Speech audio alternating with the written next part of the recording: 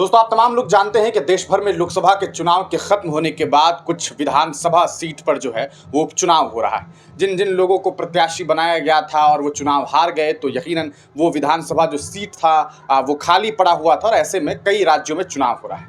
ऐसे में हम आपको बताएं कि आज उत्तराखंड के मंगलौर सीट पे विधानसभा का चुनाव हो रहा है। इस दरमियान एक बड़ी खबर निकल करके सामने आ रही है। ये आरोप लगाया जा रहा है कि वहां पर जो ग्रामीण के जो मुस्लिम बाहुल्य क्षेत्र के जो लोग हैं, जब वो मतदान करने के लिए जा रहे हैं, उनके साथ मारपीट की जा रही है। कांग्रेस के प्रत्याशी ने सीधे सीधे भारतीय जनता पार्टी के समर्थकों पर, कार्यकर्ताओं पर आरोप लगाया है कि मुस्लिम बाहुल्य क्षेत्र के जो लोग हैं, जो मतदान करना चाह रहे हैं, जो कहीं ना कहीं मुस्लिम मोहल्ले के लोग हैं जो मतदान करने के लिए जा रहे हैं, उन्हें रोकने की कोशिश की जा रही है। आखिरकार ये सब क्यों हो रहा है? इस पूरे मामले को लोकतंत्र की हत्या बताते हुए सीधे सीधे तौर पर जो वहां से प्रत्याशी हैं कांग्रेस के, वो ये आरोप लगा रहे हैं कि सब के पीछे भारतीय जनता पार्टी और संघ विचारधारा के लोग हैं। अब सवाल ये उठता है कि आखिरकार ये सब कुछ क्यों हो रहा है। आपको बता दें, ये जो सीट है इसका इतिहास रहा है कि यहां से मुस्लिम समुदाय के जो लोग हैं वही विधानसभा में पहुंचने का काम उन लोगों ने किया। इस पूरे मामले पर जो खबर सामने आ रही है वो हम आपको बताते हैं कि किस तरह से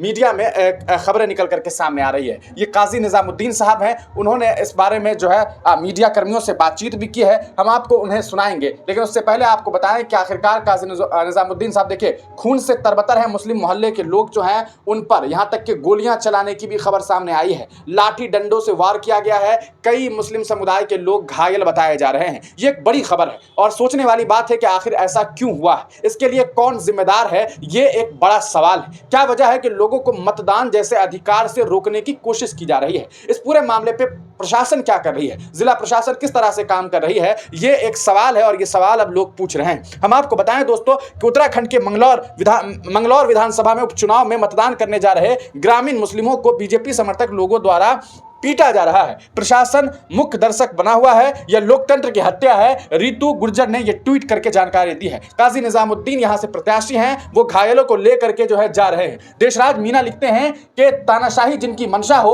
वो जनता को पीट ही सकते हैं। उत्तराखंड के मंगलौर विधानसभा में उपचुनाव में भाजपा के लोगों द्वारा जनता को पीटा जा रहा है। प्रशासन खामोश है। क्या ऐसा होता है लोकतंत्र में आम जनता के साथ? आप इस वीडियो को देखिए कि क्या कुछ वहां से कह रहे हैं काजी निजामुद्दीन। आज लोकतंत्र की हत्या होते अपनी आंख से आप देख सकते हैं। यहाँ पर असामाजिक तत्व खुल्ला फायरिंग कर रहे हैं और गोली लगी भी है। सूचना जो है, लाठी डंडे के खून के निशान आपने देखे भी हैं। आधा पौना घंटा हो गया जब चोटिल को मुझको सूचना मिली, मैं कहीं था, मैं भागता दौड़ता आया। सबसे पहले चोटिल को मैं खून से उसकी लथपथ मैं उसको हॉस्पिटल लेकर गया।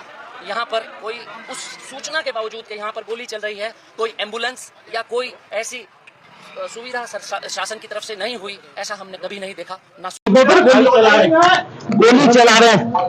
देख आ रहा हूँ गोली वाले तो खून को देखकर मेरी आंख में आंसू आ गए। आ रहा हूँ नहीं आ रहा हूँ आ रहा हूँ नहीं आ रहा हूँ जो कोई होगा पुलिस देखे उनके गोली लगी है। अब मुझे नहीं मालूम, पब्लिक देखे, जब पुलिस देखेगी। वहाँ पत्रकार थे, उन लोगों का कहना है कि 100 राउंड के लगभग फायरिंग हुई है और वहाँ 2 टूल्ले खड़े हैं। बिल्कुल पता नहीं कितना।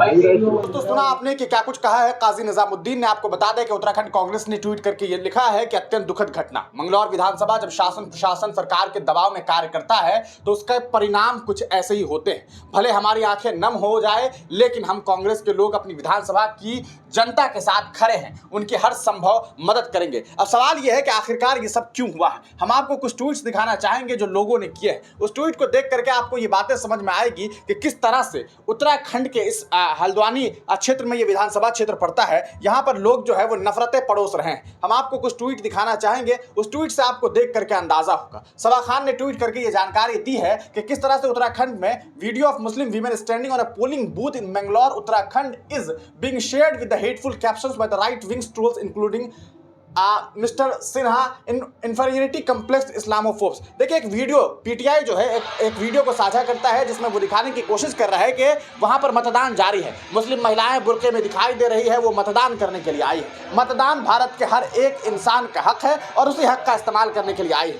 लेकिन कुछ लोगों को इतनी तकलीफ हुई है वो हम आपको दिखाते हैं। आप देखिए कि ये मनोज सिंह है, ये ट्वीट करके लिखते हैं ये है उत्तराखंड का मंगलौर, देवभूमि को क्या हो गया है। अब सवाल ये उठता है कि क्या देवभूमि में ये जो महिलाएं रहती हैं जिन्हें आप देवभूमि कह रही हैं, क्या ये महिला वहां की निवासी नहीं है? तो अगर ये वोट दे रही हैं तो इन्हें तकलीफ किस बात की है? ये मिस्टर सिन्हा है, ये ट्वीट करके लिखते हैं कि Manglaur Uttarakhand assembly by polls the demographic change is real. क्या कहना चाहते हैं ये एक बड़ा सवाल है। इसके अलावा हम आपको दिखाएं, ये विजय कुमार हैं, ये भी लिखते हैं कि देवभूमि में ये कहां से आ गए। अब सवाल ये उठता है कि ये देवभूमि क्या चीज है। अब सवाल ये है कि आखिरकार इस जगह पर जो महिलाएं हैं वो मतदान करने के लिए, जो वहां की मतदाता है वो मतदान करने जा रही है, तो इससे लोगों को परेशानी क्यों हो रही है? इस पूरे प्रकरण पर आप क्या कुछ सोचते हैं? अपनी राय कमेंट सेक्शन में जरूर दीजिएगा। क्या आपको नहीं लगता है कि ये यकीनन एक नफरत है और उस नफरत को पड़ोसने की कोशिश की जा रही है और इसी का नतीजा है कि किस तरह से वहां पर लोगों के ऊपर हमले हुए हैं, जिसकी तस्वीर भी दिखा पाना मुश्किल है क्योंकि बुरी तरीके से वो लहूलुहान है, जिसे अगर मैं दिखाऊं तो यकीनन वो एक कहा जा सकता है कि पॉलिसी वायलेशन के खिलाफ हो जाएगा और फिर उसकी वजह से पॉलिसी वायलेशन में आ जाएगा और उसकी वजह से वीडियो भी डिलीट हो जाएगा। तो ये पूरी जानकारी निकल करके आ रही है जिसे हमने आपको सोशल मीडिया के जरिए समझाने और दिखाने की कोशिश की है। हमने इसमें तमाम चीजें आपको वही दिखाई है जो आपके सामने है। आप तमाम लोग इस पूरे प्रकरण पर जो कुछ भी सोचते हैं अपनी राय कमेंट सेक्शन में देना ना भूलें।